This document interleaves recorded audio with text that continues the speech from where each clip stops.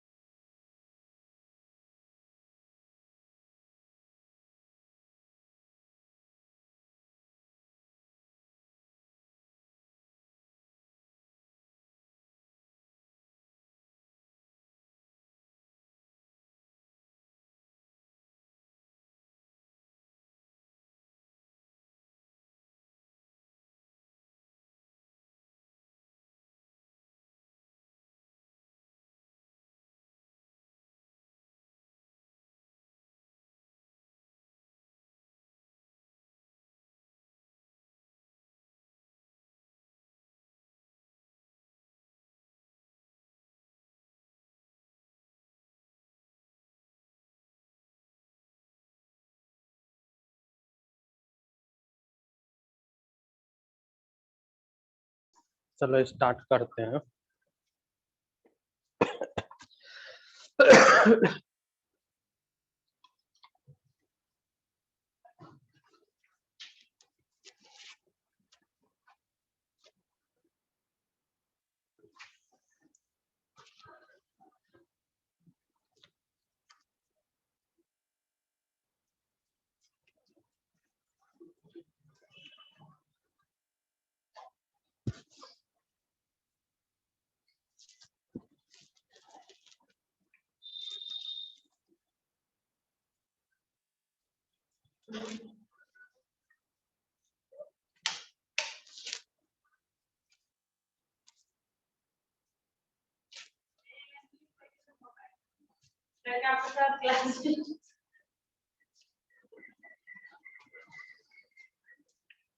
चलो आप लोग पिछले क्लास में हम लोगों ने कहाँ तक कर लिया था?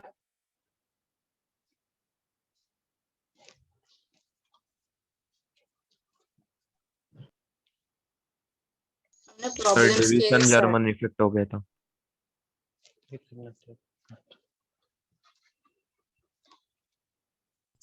सर वो डेविस डेविसन उस पे प्रॉब्लम्स भी किए।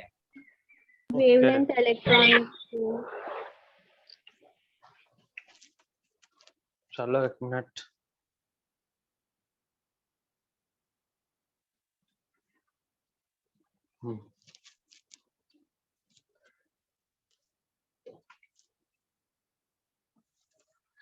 जेई वाले स्टूडेंट, आप लोगों को मैं एक पीडीएफ सेंड करूंगा आपके मेंस का, क्योंकि ये बात इस टाइम मेंस वाला लेवल का एग्जाम है।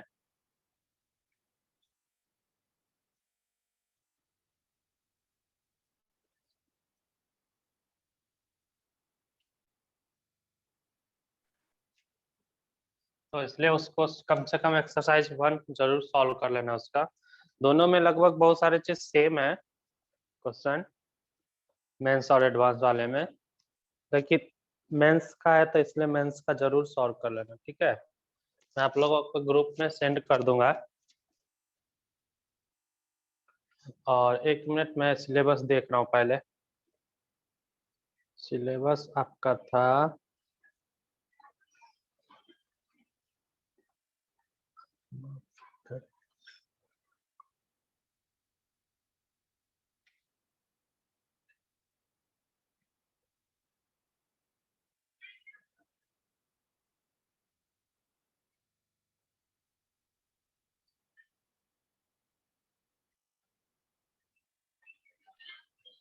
चलो मैं बाद में सिलेबस देख करके बताता हूँ, ठीक है? सिलेबस जहाँ तक है आपके बोर मॉडल तक था, ठीक है? उसके बाद उसमें देखना पड़ेगा कि हाइड्रोजन स्पेक्ट्रम भी है क्या, ठीक है? तो हम लोग पिछले क्लास में क्वेश्चन कर लिए थे, है कि नहीं? हाँ सर। है ना?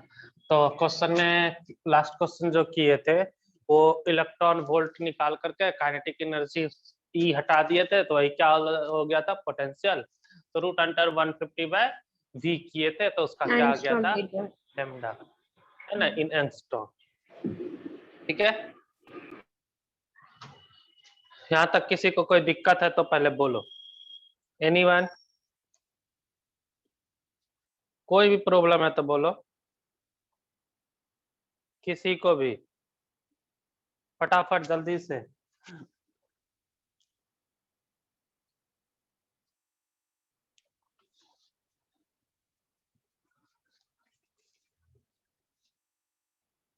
चलो नहीं प्रॉब्लम है तो हम लोग स्टार्ट करते हैं। देखो अभी भी कुछ बच्चे ज्वाइन नहीं हुए, यही क्या होगा तो उसको सिलेबस में है ना हाइड्रोजन स्पेक्ट्रम का? है। हाँ सर। अच्छा आपका वो माइक्रो शेड्यूल मिला है क्या? हाँ सर। अच्छा तब तो उसको कर ही लेना। सर किधर मिला है? पता नहीं, हमें नहीं मालूम कि कब मिला इनको। ग्रुप में मैसेज था, तो ग्रुप पीडीएफ में सेंड हुआ था पीडीएफ। अच्छा तो इसलिए देख लेना उसको।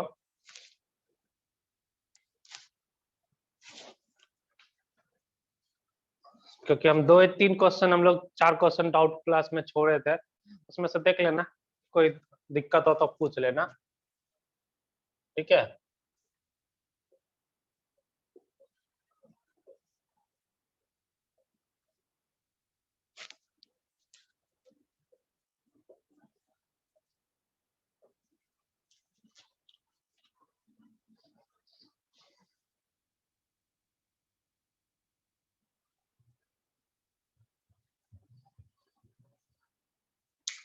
लिखोगे?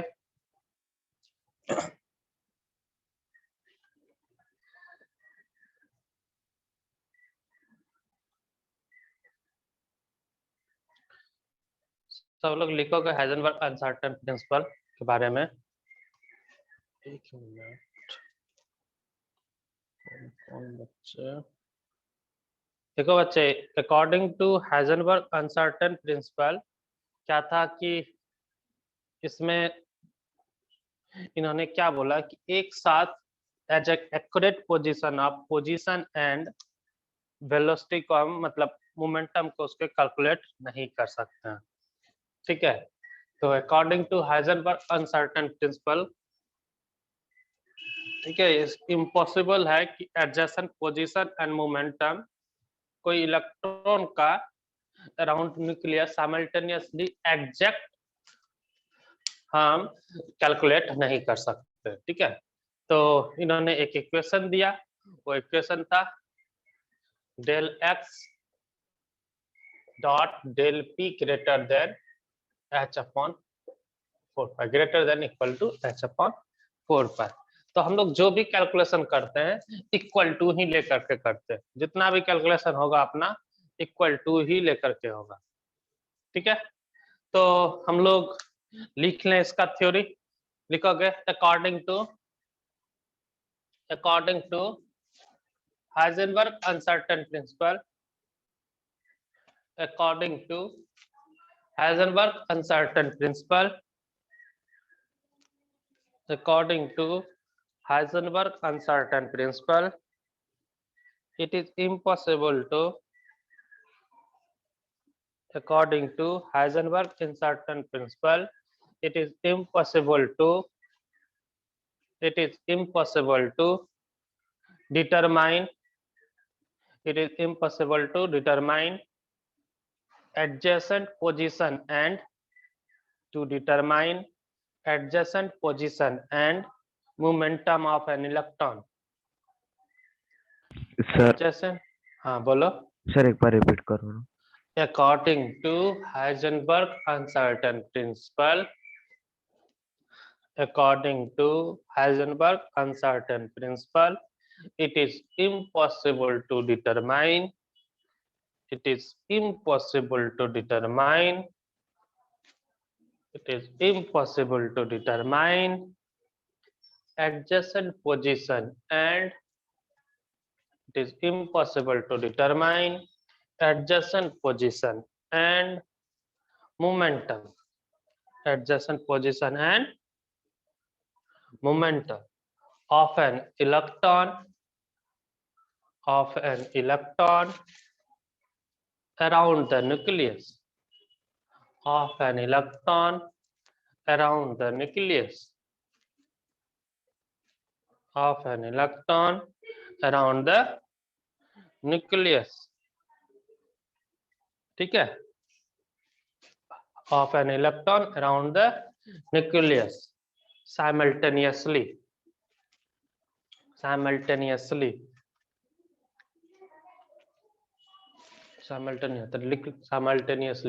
तो del x dot del p greater than h upon 4 pi, del x क्या है, uncertainty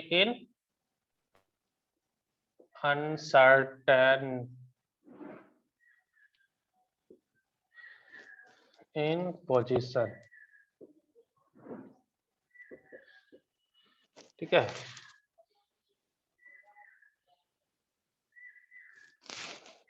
uncertainty in position, del p equal to क्या होगा, अनसर्टेनिटी इन मोमेंटम, Momentum. है ना, अनसर्टेनिटी इन मोमेंटम,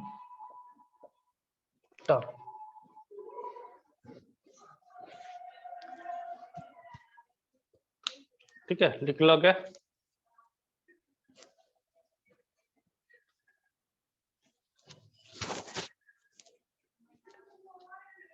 लिख लिए सब लोग। अब हम इसको वेलोसिटी के टर्म में भी लिख सकते हैं, लिख सकते हैं ना, वेलोसिटी के टर्म में, वेलोसिटी के टर्म में देखो क्या होगा, डेल्टा पी है ना, तो डेल्टा पी को हम क्या लिख सकते हैं, डेल एम बी, मास तो क्या रहेगा कांस्टेंट, तो क्या होगा, मास को बाहर निकाल लिए, एम डेल भी, इसको क्या करेंगे उसमें पुट कर दे, क्या आ जाएगा, डेल एक्स डॉट, देखो डेल पी को हम क्या लिख सकते हैं, एम डेल बी, तो यहाँ पे क्या लिख देंगे, एम डेल बी।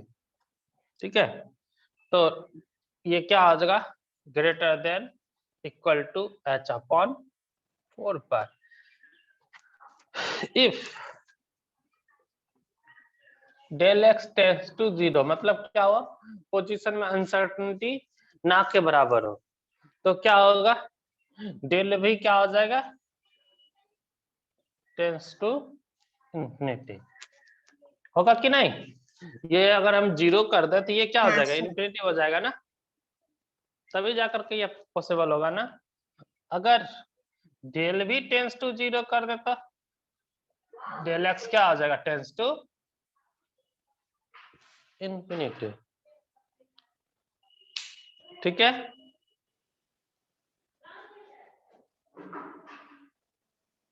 लिख लो। सर एक बार वो डेफिनेशन समझाओ ना। डेफिनेशन क्या बोला है कि अगर कोई इलेक्ट्रॉन न्यूक्लियस के अराउंड मूव कर रहा है ना, इलेक्ट्रॉन क्या आ रहा है, न्यूक्लियस के अराउंड क्या कर रहा है, मूव कर रहा है, तो उसका एग्जैक्ट पोजीशन किस पोजीशन पे होगा, ठीक है, एंड उसका मोमेंटम जो है एग्जैक्ट हम नहीं निकाल सकते, क्योंकि अगर हम एग्जैक्ट निकालेंगे तो दूसरा क्या हो जाएगा, इन्फिनिटी हो जाता है ना। अगर पोजीशन हम एग्जैक्ट निकाले, मतलब कोई चेंज उसमें नहीं है, अगर हाँ सर। अगर हम बोले कि इस पॉइंट पे तो वो उसी पॉइंट पे हो, तो उसको हम क्या बोल देंगे, एग्जैक्ट पॉइंट। एग्जैक्ट पॉइंट 0 हो गया तो डेल भी क्या हो गया, इन्फिनिटी, यानी मोमेंटम क्या हो गया, इन्फिनिटी, जो कि संभव नहीं है। या मोमेंटम को इन्फिनिटी 0 किए तो डेल एक्स इन्फिनिटी हो जाए, यानी दोनों संभव नहीं है, मतलब कुछ ना कुछ एरर जरूर होगा। अगर आप बता रहे हो कि यहाँ पे है, मतलब क्या होगा, वो उसका कोई पोजीशन या तो इधर होगा या तो इधर होगा, ये जो चेंज पोजीशन हुआ उसी को हम क्या बोले, डेल एक्स। जैसे हम बोले कि सर पर एग्जैक्ट भी रह सकता है ना। एग्जैक्ट पोजीशन हम बता नहीं पाते हैं ना,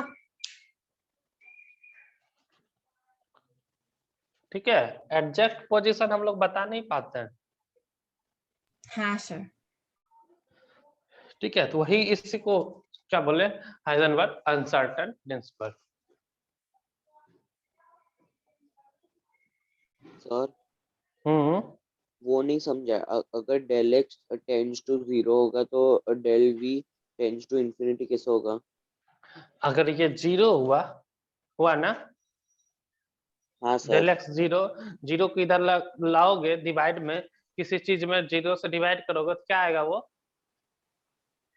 जीरो इंफिनिटी, है 0 होगा कि इन्फिनिटी, इंफिनिटी। नॉट डिफाइंड है मतलब ना, इंफिनिटी। वही ना। हाँ किसी भी चीज में 0 को डिवाइड करो तो वो क्या होगा, 0 में कोई चीज से डिवाइड करो तो वो 0 होता है कि नहीं। हाँ इसलिए ये डेल एक्स 0 तो डेल भी क्या होगा, इन्फिनिटी। इंफिनिटी। ठीक है, अब हम लोग क्वेश्चन करते हैं, इस पे किस तरह का क्वेश्चन आता है। सर हाँ बोलो। डेल वी मतलब चेंज इन वेलोसिटी ना। हाँ, जे del v change in velocity, मतलब जो वेलोसिटी हमने लिया उसमें कितना चेंज है, मतलब जैसे हम बोले 5 मीटर पर सेकंड से उसका स्पीड था, लेकिन हम बोल दिए 5, लेकिन उसका हो सकता है 5.05 हो, 5.6 हो या 4 हो, तो चेंज कितना हुआ, 1 का चेंज है ना, हाँ सर, है ना। तो वो उसको हम चेंज जो आया, एग्जैक्ट जो आना चाहिए और हमने जो लिया उस दोनों में जो डिफरेंस है उसी को हम क्या बोलेंगे, डेल वी। ठीक है, नहीं हम अनुमान लगा देते हैं कि चलो 1 घंटे में वर्षा होगा, मतलब 1 घंटे का मतलब ये नहीं कि एग्जैक्ट 1 आवर, हो सकता है 5 मिनट ज्यादा हो, 5 मिनट कम हो, है ना, उसी को हम क्या बोल दे, डेल। कितना डिफरेंस आ रहा है, अनसर्टेनिटी। ठीक है। चलो क्वेश्चन करते हैं।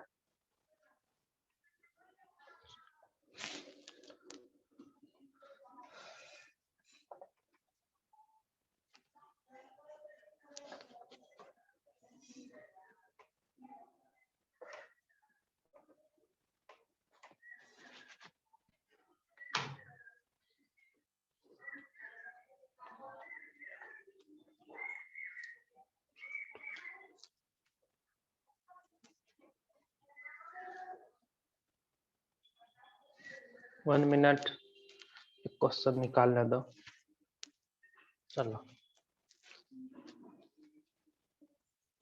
एक क्वेश्चन लिखा रहा हूँ बच्चे।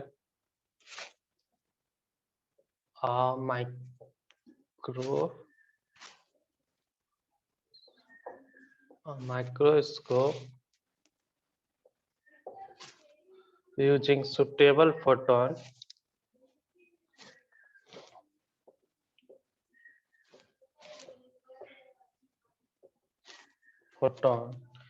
is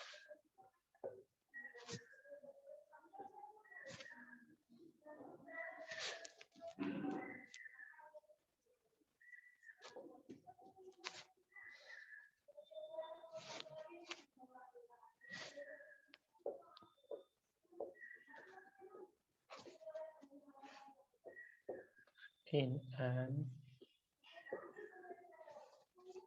atom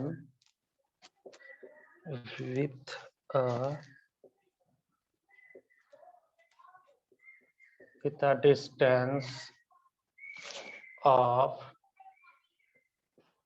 0.1 angstrom. What is answered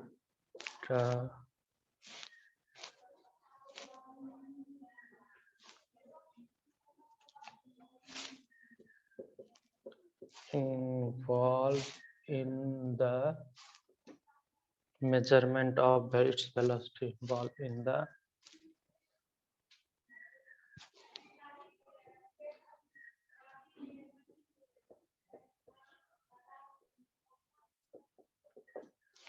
ये आपके वेस्ट बंगाल में क्वेश्चन आ चुका है।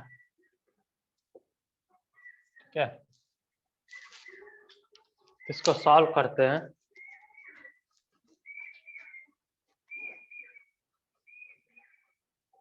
सब लोग लिख लो।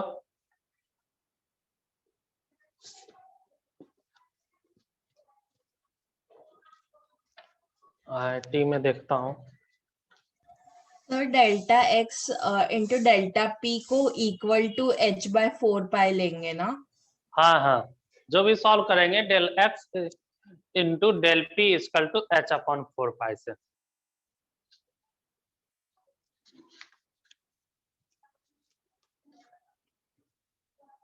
सब लोग एक बार ट्राई करो, उसके बाद मैं बताता हूँ।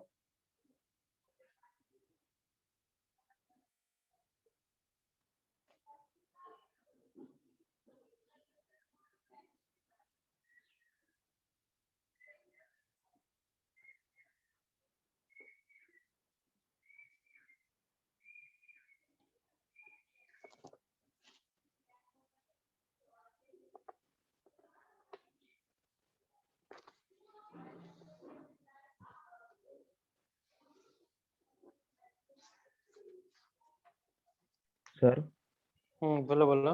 यहाँ पे एम की वैल्यू क्या लेंगे? क्या चीज का? मास ऑफ इलेक्ट्रॉन, इलेक्ट्रॉन बोला ना? हाँ ले लो। आईआईटी में सर अप्रोक्स पकड़ना है ना या पूरी वैल्यू? ले लो, कैलकुलेशन में ले लो, अप्रॉक्स मार दो थोड़ा सा। आईआईटी में पता नहीं चल रहा किधर है।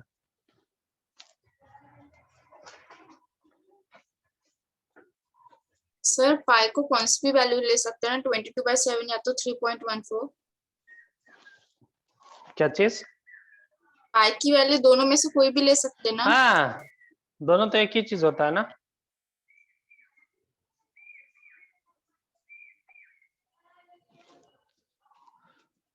आईआईटी में पता नहीं, उसमें नहीं दिया है किधर।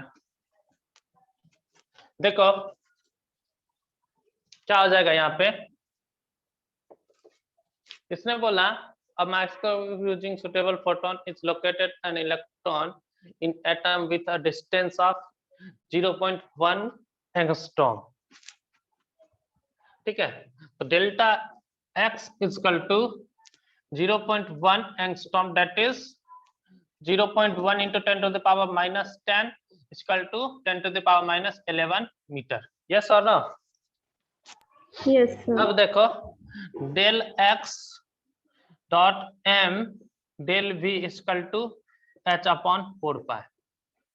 यहाँ से डेल x आपको 10 to the power minus 11, m का value 9.1 into 10 to the power Minus 31 kg. minus Minus 31 kg into delta v is equal to h का value 6.62 into 10 raised to the power 6.63 minus 30 34. 4 into 22 by 7 या Sir, 3.14 ना? 3.4. हाँ 3.1. आप कुछ भी ले लो, ठीक है। अब सॉल्व करो बच्चे, क्या आएगा? बोलो बोलो।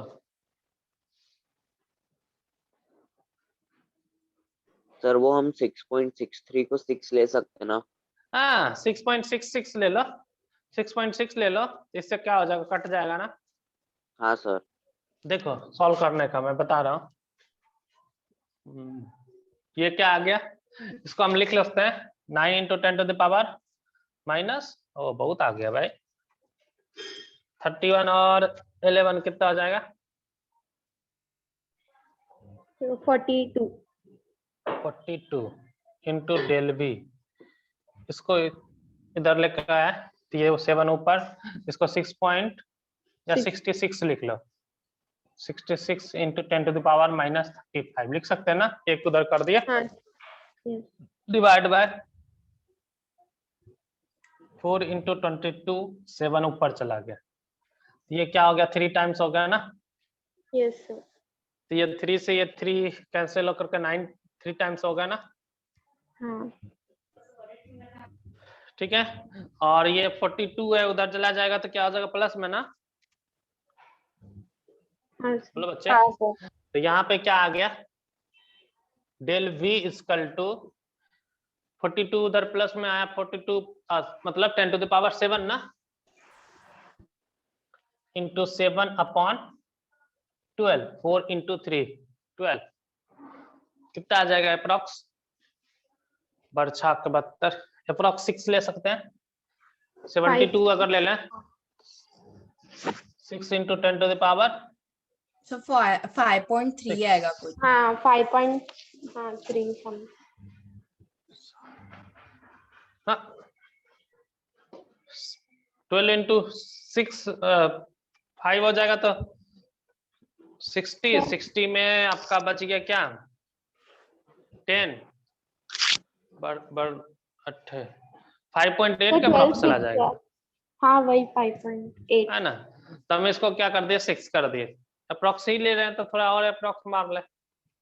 Sir 5.7 into 10 raised to power 6 आता। लिख बे जो आ रहा है 5.7 into 10 raised to power 6। 9 नहीं होगा, 6 होगा, एक कम हो जाएगा हाँ क्योंकि इधर 70 की है ना, इतना मीटर पर सेकंड।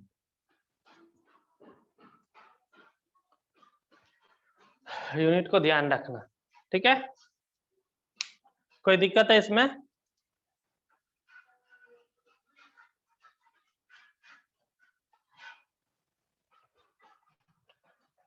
एक और क्वेश्चन लिखा। हाँ सर। हाँ सर। चलो आपके मॉड्यूलर में होगा इसका जहां तक है, क्योंकि बहुत सारे मॉड्यूल में हम चीज देखे थे, ठीक है, जैसे बीएमसी का पढ़ाए थे उसमें भी था, मोशन में भी था, तो ये क्वेश्चन मैं बहुत जगह देखा हूं, तो लिखोगे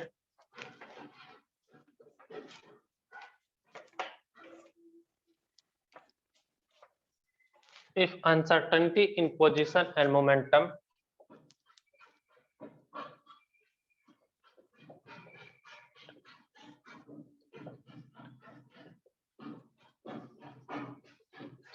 if uncertainty in position and momentum is equal then calculate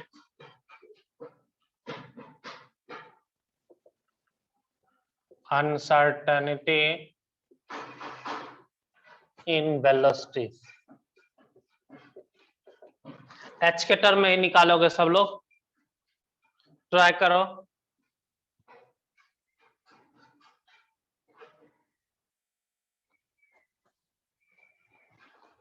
ठीक है, कोई भी वैल्यू इसमें लिखना मत, एच एम पाई इस सब के टर्म में आंसर देखो।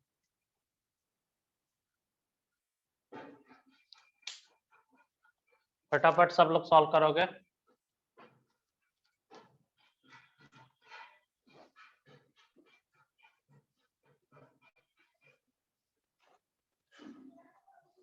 और जो न्यू बच्चे हैं शायद उसका क्लास लगेगा बाद में इस चैप्टर का।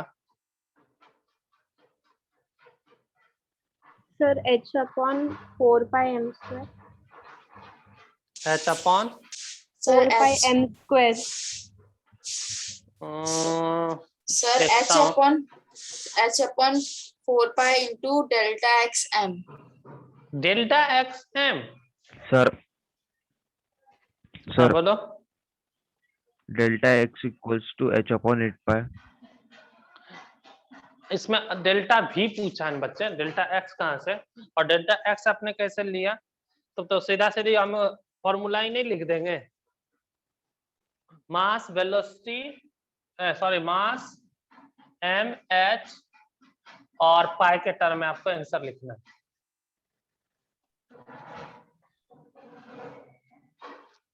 एम एच एंड पाई के टर्म में फटाफट लिखो। सही गलत h upon 4 pi m square। हाँ हाँ सर बोलो। आंसर है delta v is equals to under root h by 4 pi m square. h by 4 pi m square. Yes ये सही है। सर वो सब अंडर रूट में है। हाँ हाँ हाँ समझ गया।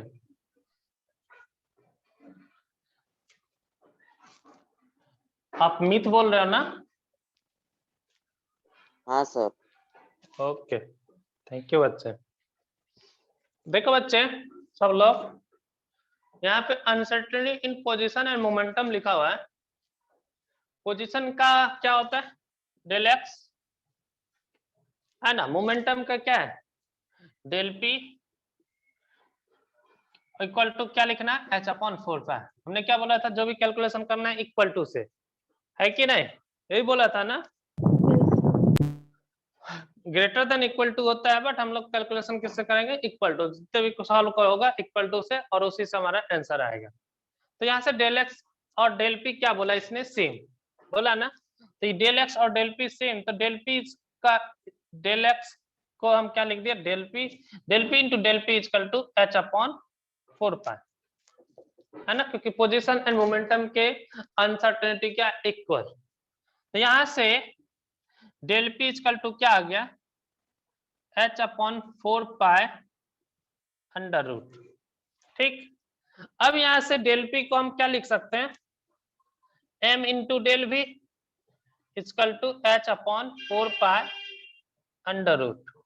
देयरफॉर यहां से डेल वी इक्वल टू क्या आ जाएगा? 1 by m under root h upon 4 pi. Del v equal to क्या आ गया? 1 by m under root h upon 4 pi. ठीक है, ठीक है। आप और उसने क्या किया था? एम इसको अंदर कर दिया तो एम स्क्वायर हो जाएगा, अंडर रूट के अंदर कर देंगे तो। ठीक है, इसलिए दोनों क्या है? सही है। किसी को दिक्कत है तो इसमें बोलो।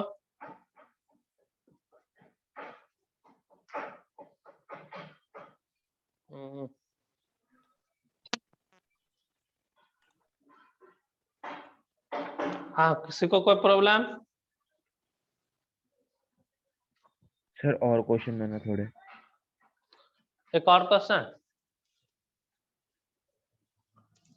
चलो एक और क्वेश्चन करते हैं।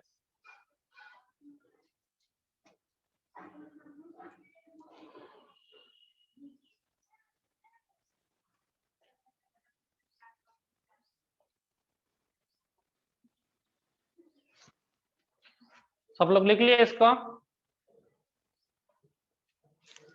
मिटा रहा हूं।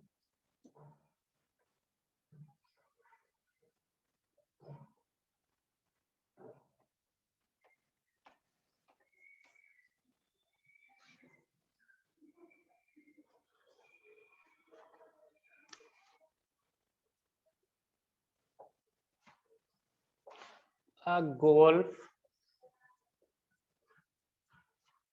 ball has a mass. अब गोल्फ बॉल कितना मास होगा लगभग इसका, गोल्फ बॉल का?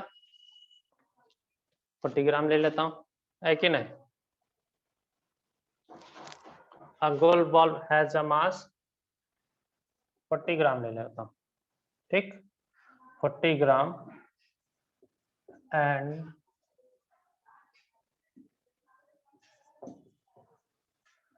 स्पीड 45 मीटर पर सेकेंड, ठीक है?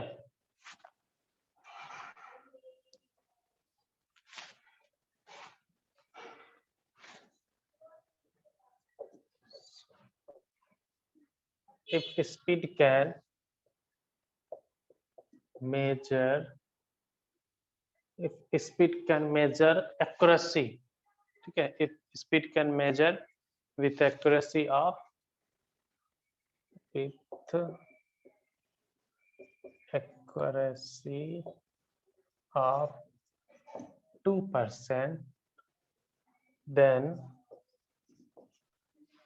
accuracy आ गया स्पीड का, then calculate uncertainty in position, then calculate uncertainty in position, ठीक है? इसने गोल्फ बॉल का मास दे दिया, ठीक है, वेलोसिटी दिया और बोला कि उसके स्पीड में जो है 2% का एक्यूरेसी है। 2% का क्या है? 2% एक्यूरेसी है। तो अनसर्टेनिटी निकाले ना वेलोसिटी का, उसके बाद आप क्या निकाल सकते हैं इसमें? Delta x.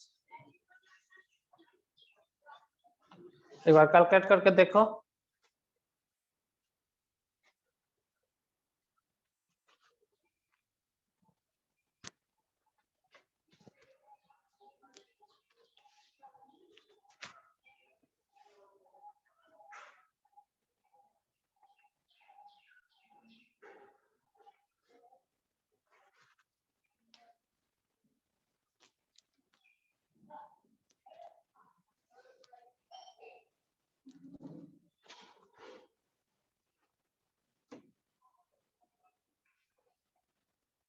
अप्रोक्स ले सकते हैं ना?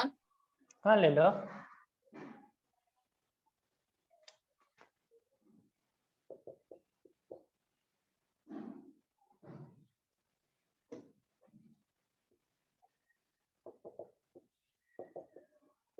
ओह, यहाँ पे 40 ग्राम कर देना,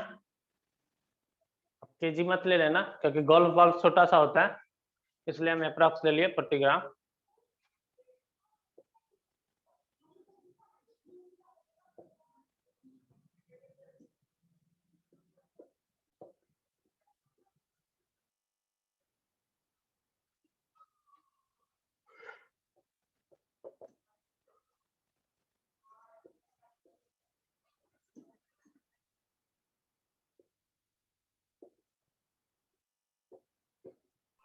सर 10 टू पावर -2 ग्राम कैसे आएगा? फिर -3 होना चाहिए ना। क्या? तो उधर 40 ग्राम को 4 into 10 ग्राम आएगा ना sir? 4 into 10 to power -2। Minus क्या लिखा हुआ है उसके सामने? 4 into 10 to power -2 ग्राम। -2 ग्राम लिखा हुआ है। तो क्लियर नहीं है उधर। अच्छा अच्छा रुको, इसमें ग्राम नहीं लिखा हुआ है। अब दिख रहा है? हाँ सर अब दिख रहा। अब तो सही है ना? हाँ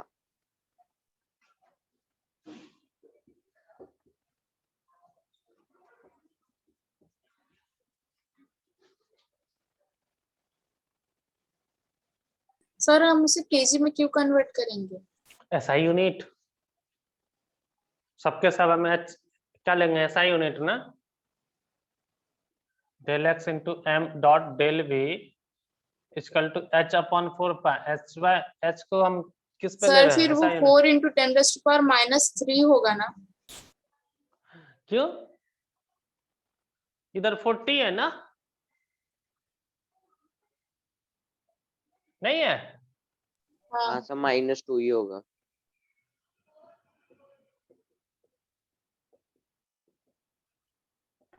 सर इसका आंसर 1.4 इंटू 10⁻³ आएगा क्या?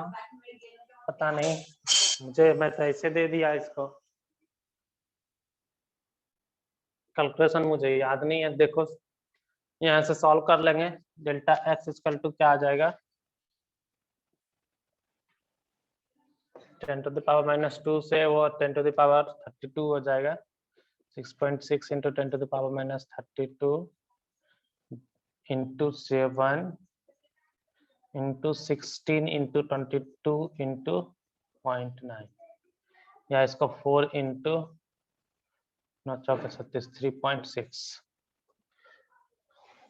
लिख सकते हैं ना। हाँ सर। तो तो फिर वो कट जाएगा ना 22 और 3.3। 0.3 टाइम्स में सर नहीं 22 दिया, इसको 33 कर देते ना सर। और इसको यहाँ से काट लेते हैं 1.2। 1.2, सही है ना। हाँ 7 7 डिवाइड बाय 4 इंटू 1 सर। 4.8 ना। हाँ सर 4.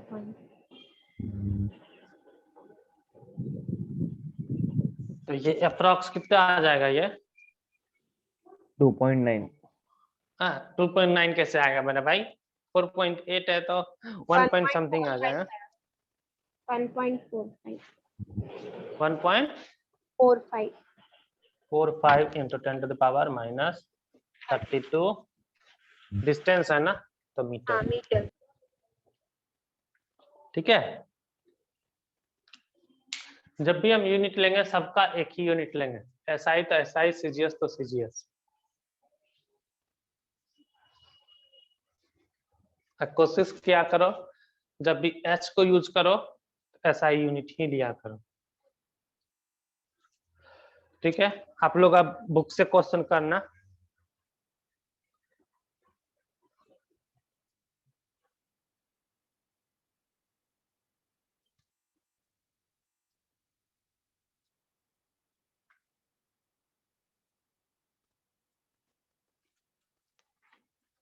हो गया ना।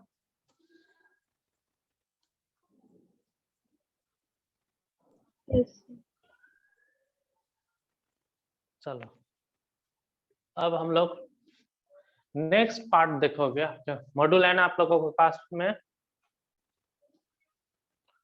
देखो नेक्स्ट पार्ट क्या है, क्वांटम थ्योरी। जो भी न्यू स्टूडेंट है या ओल्ड स्टूडेंट है सबके लिए अब क्या होगा, ये पहले वाले से डिफरेंट है। इसमें हम लोग को उतना कैलकुलेशन नहीं है,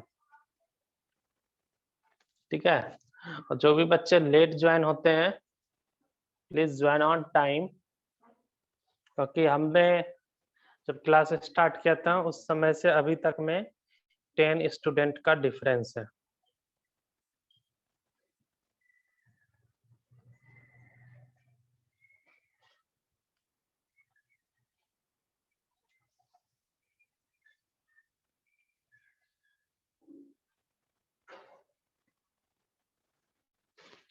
ठीक है, चलो हम लोग मॉड्यूल में देखोगे क्वांटम थ्योरी है ना। इसके बाद सब लोग इसको मिटाओ, सॉरी लिख लिए होंगे ना, समझ में हाँ आ गया सर। ना। हाँ हमेशा सर। एक ही हंसबर्ग अनसर्टेन प्रिंसिपल में एक ही फॉर्मूला है, एक delta x dot del p equal to h upon 4 pi, ठीक है, equal to greater than h upon 4 pi, ठीक है। अब डेल पी को एम डॉट डेल भी लिख सकते हैं, क्योंकि मास क्या रहता है, कांस्टेंट।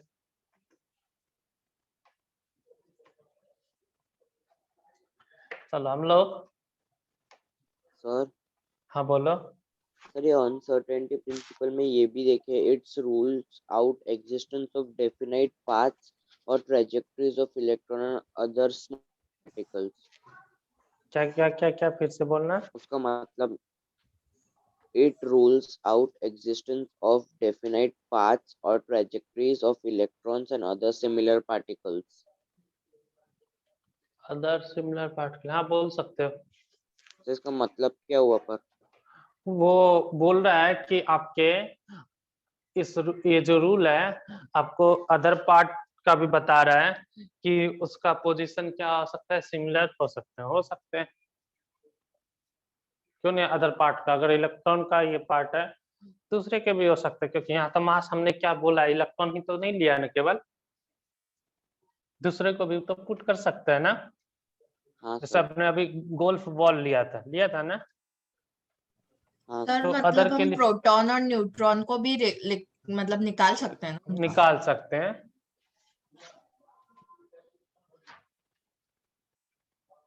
ठीक है,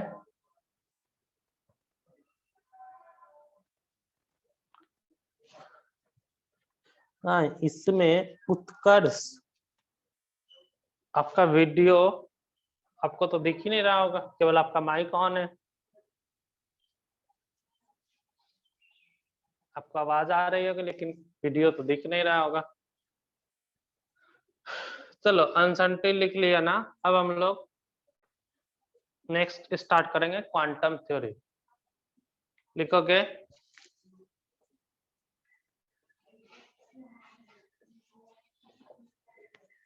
सर ये अलग है क्या पिछले वाले से बहुत?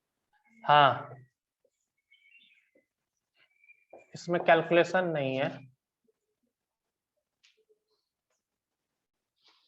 हम लोग दिस कोर्स में थोड़ा बहुत इसका पढ़े थे, क्वांटम थ्योरी पढ़ा था ना।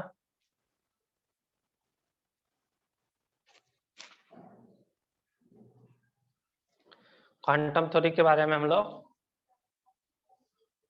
ब्रिज कोर्स में पढ़े थे, थोड़ा बहुत इलेक्ट्रॉनिक कॉन्फ़िगरेशन लिखने के लिए, है ना। हाँ सर। चलो, तो इसमें हम लोग सबसे पहले बात करते हैं। देखो क्वांटम थ्योरी में 4 थ्योरी है, प्रिंसिपल क्वांटम नंबर, अज़ीमुथल, उसके बाद magnetic and spin quantum number.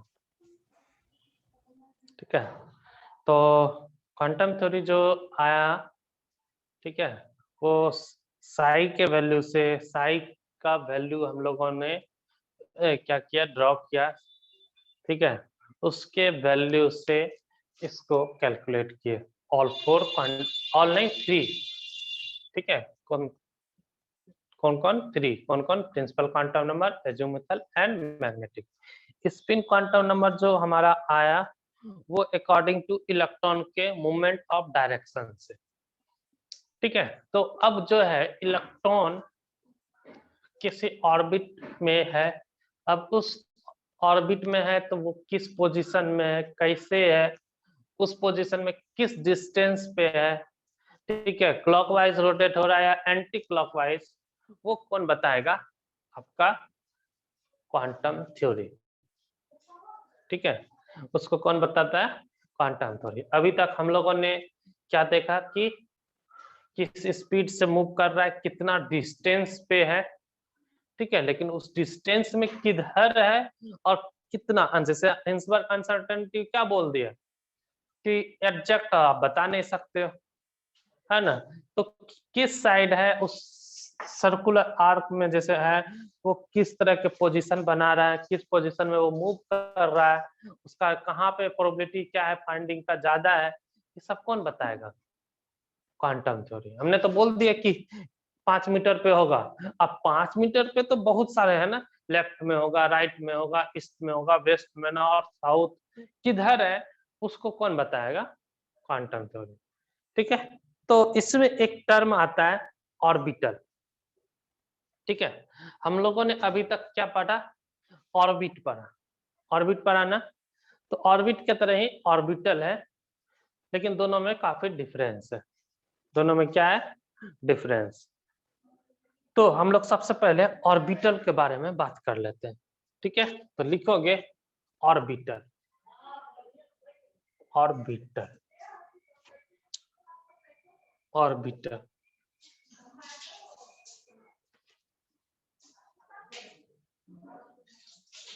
ठीक है, तो थोड़ा आप लोग सुनोगे पहले।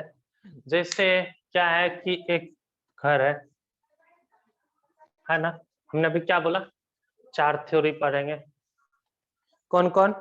Principal quantum theory, azimuthal quantum theory, magnetic quantum theory and spin quantum theory.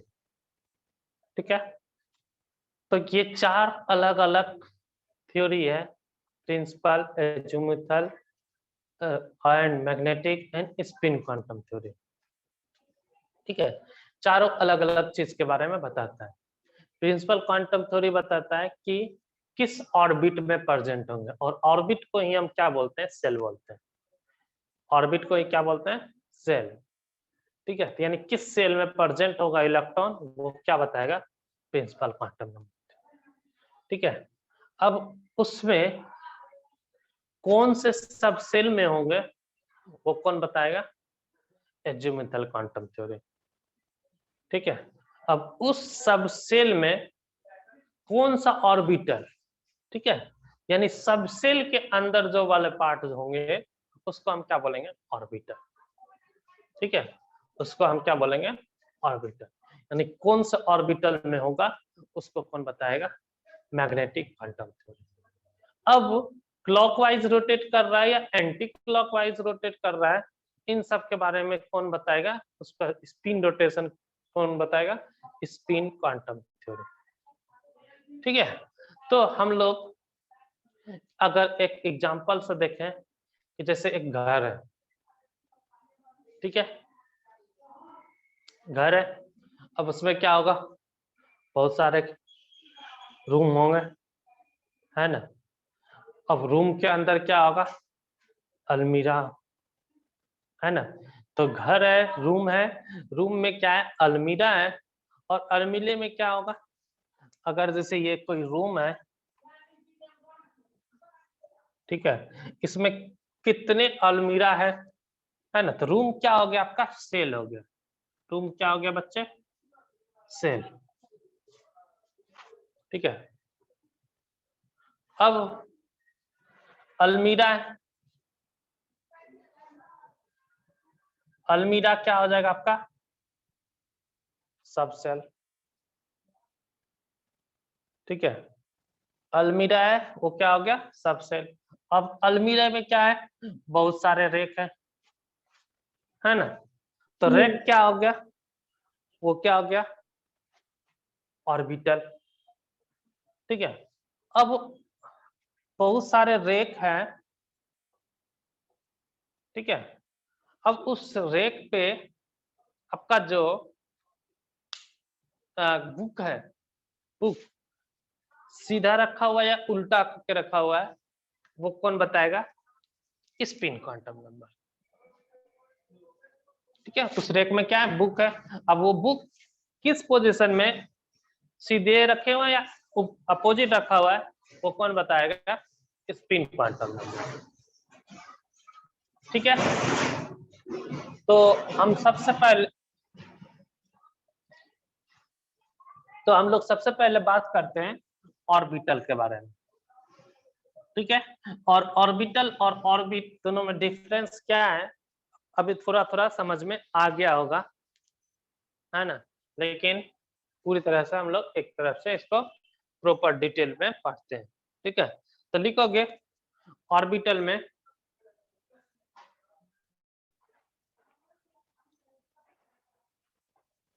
देखो इलेक्ट्रॉन मतलब बुक कहाँ है? उस रेक में ना, बोलो बुक Yes. कहाँ है?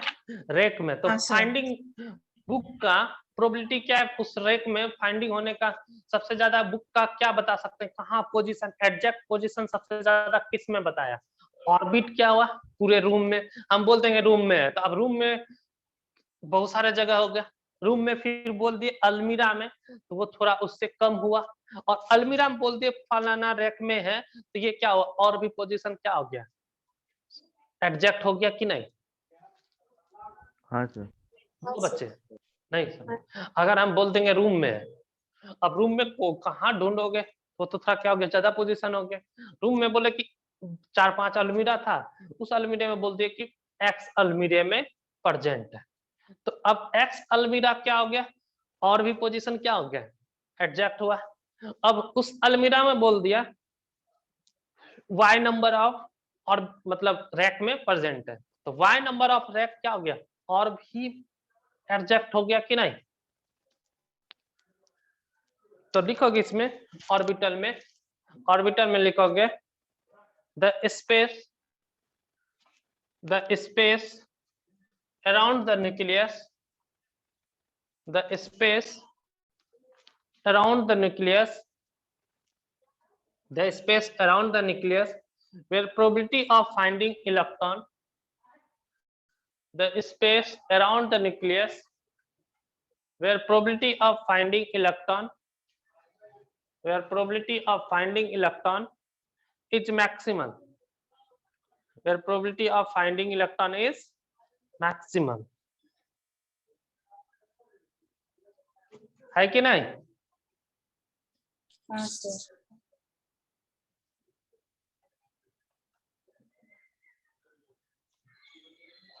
तो लिख लिया होंगे क्या क्या? सर बोलो बच्चे। हाँ बोलो बोलो। Sir repeat once. The space around the space around the, sir I can see, just cannot list.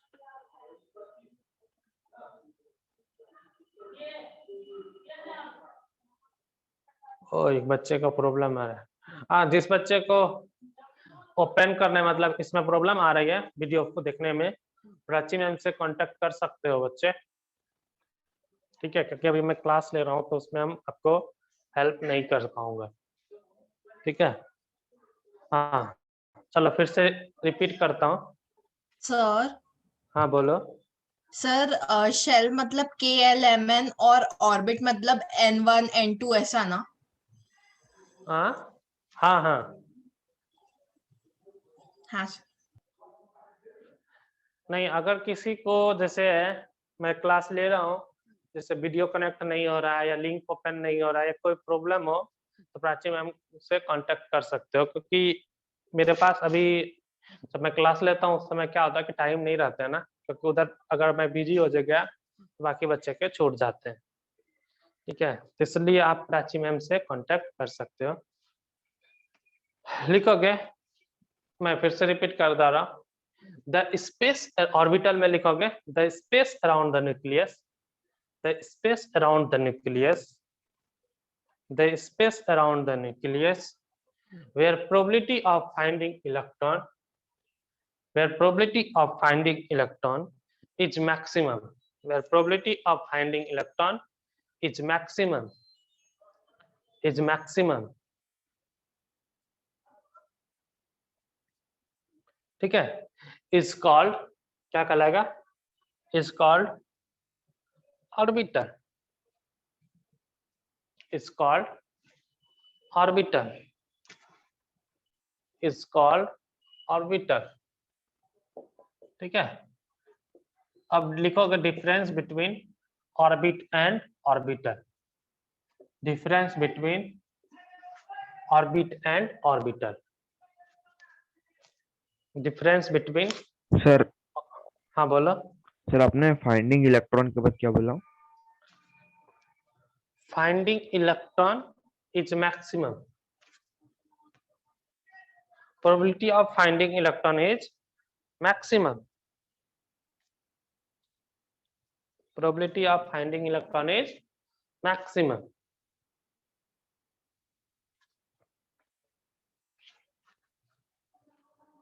ठीक है। Probability of finding electron is क्या है, मैक्सिमम, उसी को क्या बोलते हैं हम लोग, ऑर्बिटल,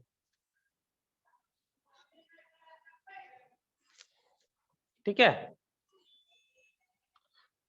तो लिखोगे difference between orbit and orbital, difference between orbit and orbital, difference between orbit and orbital.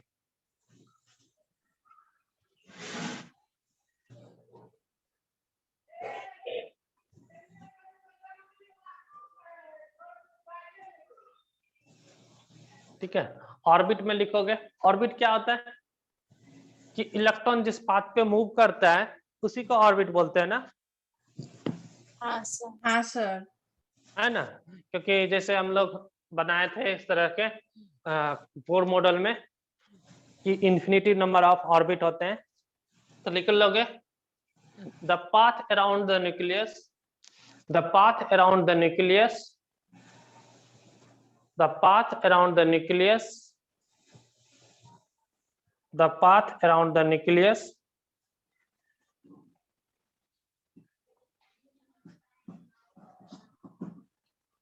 the path around the nucleus where electron is moved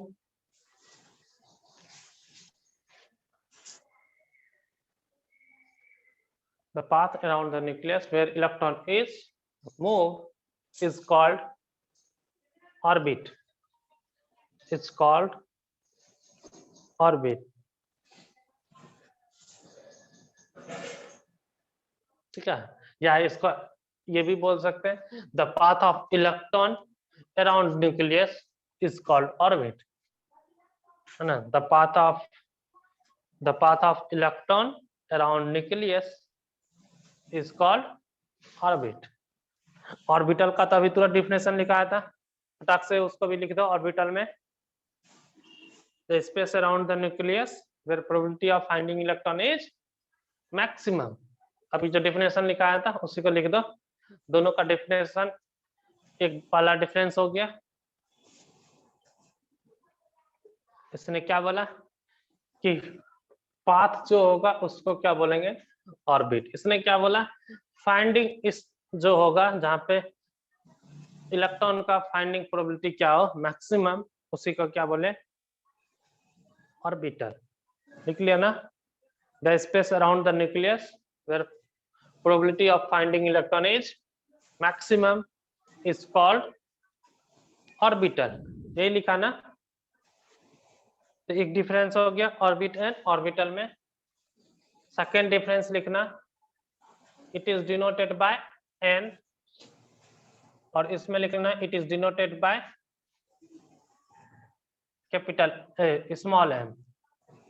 इसको किससे, एन से डिनोट करते हैं ना, और ऑर्बिटल को स्मॉल एम से। इसको किससे डिनोट करते हैं बच्चे, स्मॉल एम से।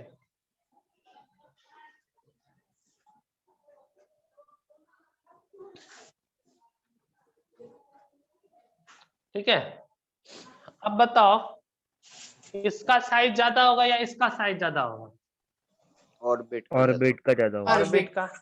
लिख लेना third point, size of orbit is more, size of orbit is more or bigger, size of orbit is more or bigger। ठीक है, और size of orbital is smaller, size of orbital is smaller। ठीक है, लिख लिया ना। हाँ sir. अच्छा, एक ऑर्बिट में मैक्सिमम नंबर ऑफ इलेक्ट्रॉन कितना होता है, 2n स्क्वायर, 2n स्क्वायर, है ना। आप लोग पढ़ रहे थे किस 9 या 10th में पढ़े होंगे, 9th में। तो लिख लोगे maximum number of electron in an orbit is 2n square, maximum number of electron in an orbit is 2n square.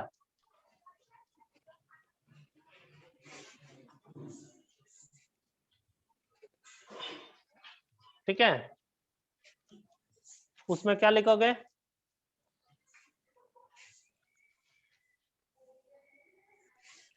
only maximum number of electrons.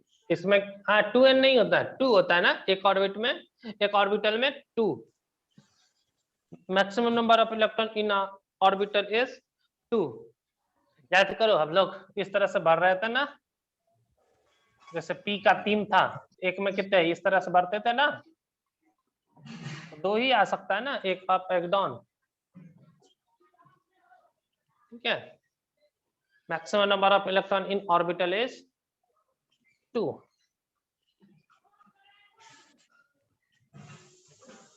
लिख लिए? Yes, sir. Okay sir orbital का point repeat करो ना, fourth वाला। Maximum number of electron in orbital का, हाँ maximum number of electron in an orbital is 2।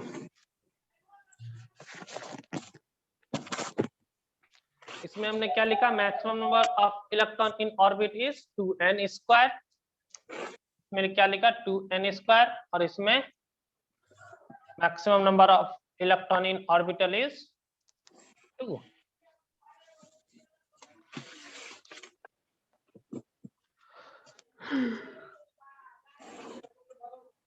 लिख लिए ना?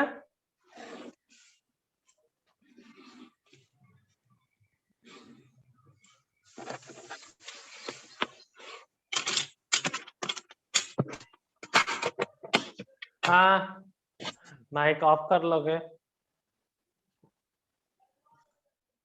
चलो अब हम लोग ऑर्बिटल हो गया, अब हम लोग बात करते हैं क्वांटम नंबर।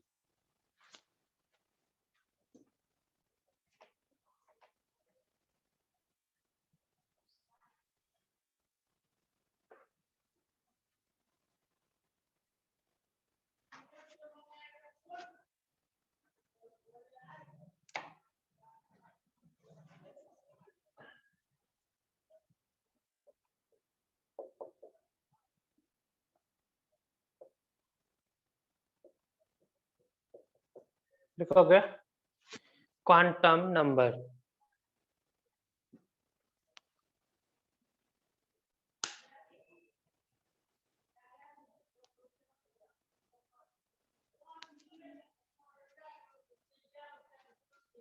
लिख लिए? तो लिखोगे each orbital in an atom, each orbital in an atom, each orbital in an atom specified by each, ठीक है, each orbital in an atom, each orbital in an atom is specified by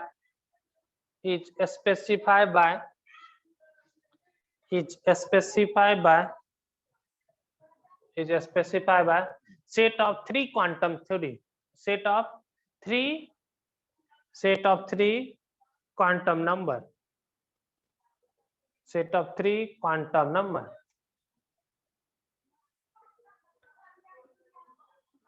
ठीक है, set of three quantum number लिख लिए। each orbital in an atom is specified by set of three quantum number। Bracket में लिख लेना। 4 quantum number रहते हैं ना। ऑर्बिटल बोला मैंने, इलेक्ट्रॉन नहीं बोला। NLM ब्रैकेट में लिख लेना NLM।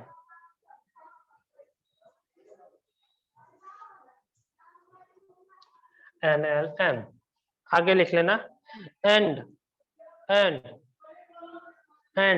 an electron is n का स्थान each कर दो, and each electron is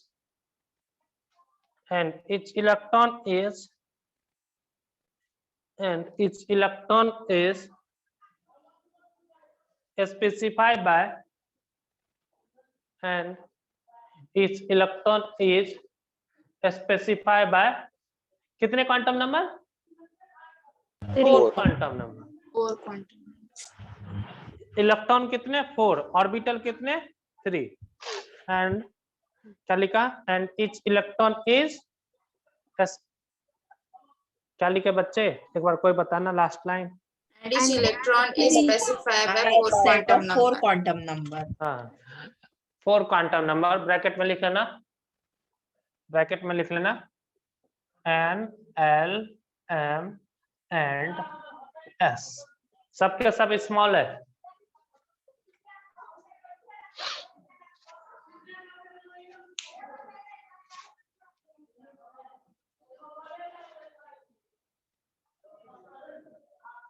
लिख लिया ना, N L M and S, ठीक है।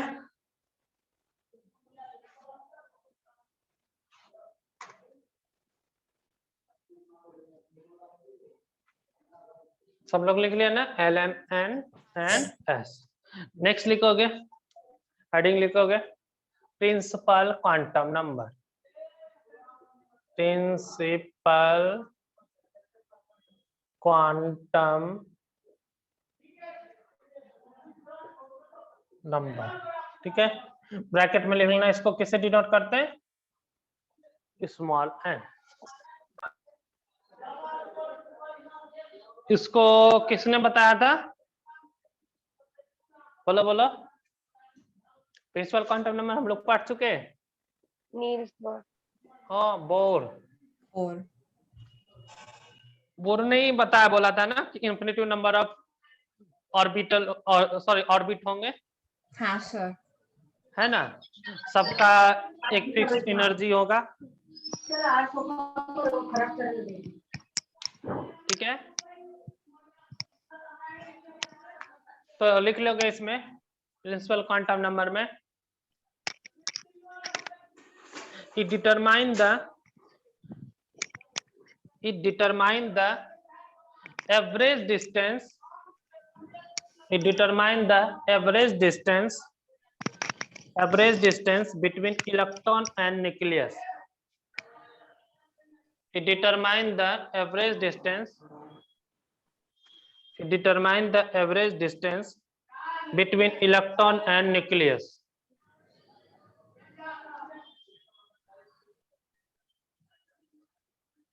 it determine the average distance between electron and nucleus, that is the size of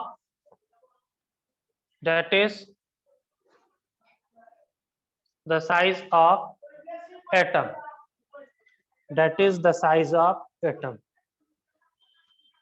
ठीक है। तो आज हम लोग इतना ही रख, हाँ एक बार फिर से रिपीट कर दे रहा हूं, लिख लोगे, it determine the average distance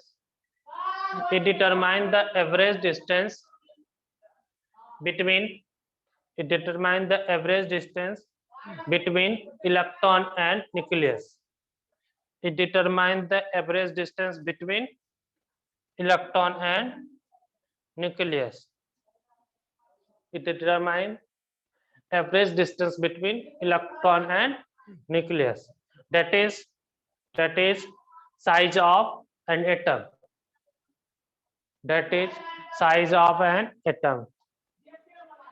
ठीक है बच्चे। आज हम लोग इतना ही रखते हैं, चलो बगल में थोड़ा सा आवाजें हो रही है, तो आप लोग इस लिख लो, आप लोग क्वांटम थ्योरी नेक्स्ट क्लास में पूरा पढ़ लेना।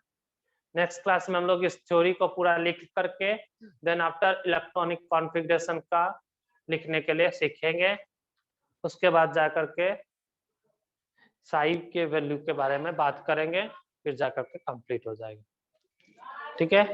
तो आज के लिए हाँ बोलो सर, ये हाइड्रोजन एटम एंड स्किंडोजीनर इक्वेशन वो वाला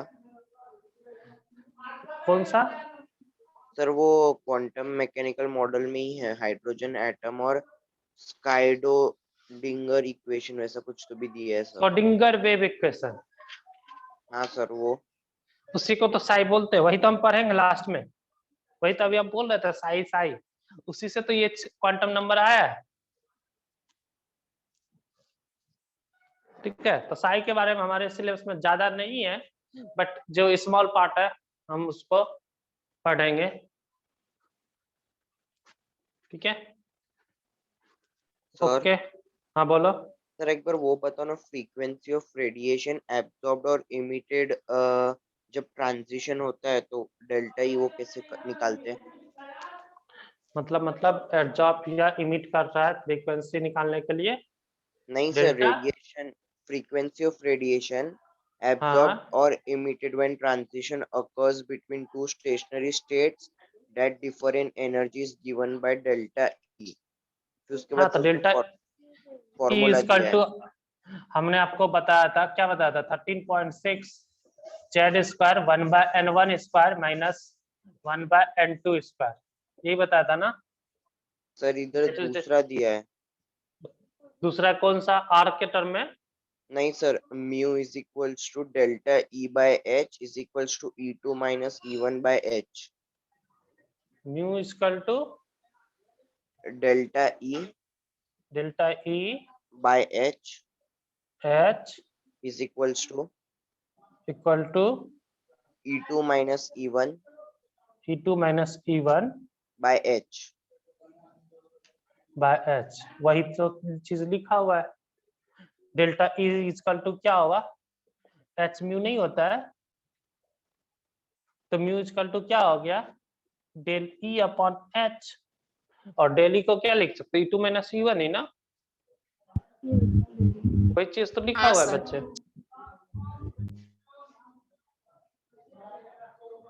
वही चीज लिखा हुआ है। ठीक है सर। ठीक है, क्योंकि एनर्जी का तो हमने बताया था एच म्यू होता है या एच सी बाय लेमडा होता है, इसी को हम क्या लिख सकते हैं, एच सी बाय लेमडा। इसको हम रदरबर्ग कांस्टेंट के टर्म में भी लिख सकते हैं।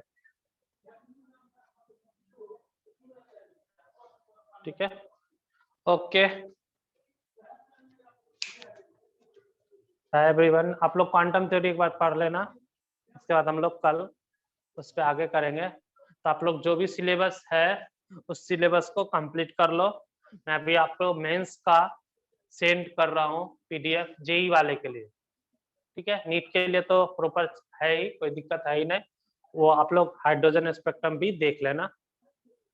ठीक है, लेकिन ऐसा नहीं कि केवल हाइड्रोजन, अब इन क्वांटम थ्योरी के पहले तक का क्वेश्चन आप लोग सॉल्व कर सकते हो। ठीक है, okay, bye everyone. Bye, sir. Stay well.